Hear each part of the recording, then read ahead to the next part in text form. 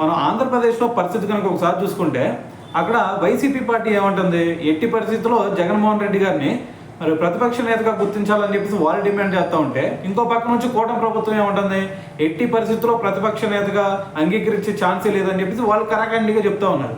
So మరి దీంట్లో భాగంగానే అంతకుముందు ఫిబ్రవరి 5న మరి అక్కడ ఉన్నటువంటి స్పీకర్ గారు అయినటువంటి అయ్యన్నపాత్రుడు గారు కూడా ఒక రూలింగ్ ఇచ్చారు. మరి ఆ రూలింగ్ చట్టవిరుద్ధమైనదిగా ప్రకటించాలని చెప్పేసి ఇప్పుడు జగన్మోహన్ రెడ్డి గారు ఏం చేశారు, కోర్టుకి వెళ్ళడం జరిగిందనమాట.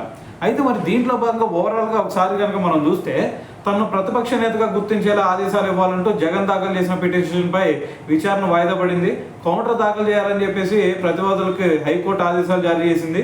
తదుపరి విచారణని అక్టోబర్ 4కు వాయిదా వేసిందనమాట. కాగా ప్రతిపక్ష నేతగా జగన్ను గుర్తించేందుకు నిరాకరిస్తూ స్పీకర్ అయ్యన్నపాత్రుడు ఫిబ్రవరి 5న రూలింగ్ ఇచ్చారు. ఆ రూలింగ్ చట్టవిరుద్ధమైనదిగా ప్రకటించాలని చెప్పేసి జగన్ కోర్టుకు వెళ్ళారనమాట. అయితే మరి ఇదంతా విన్నారు కదా, మరి విన్న తర్వాత మరి దీని గురించి మీరేమనుకుంటున్నారు అనేది కూడా తెలియాలి కదా. జగన్మోహన్ రెడ్డి గారికి ప్రతిపక్ష నేతగా ఆయనకి ఒక గుర్తింపు ఇవ్వాలా లేదా? సో మరి దీని గురించి మీరేమనుకుంటున్నారు అనేది కింద కామెంట్ చేసేయండి.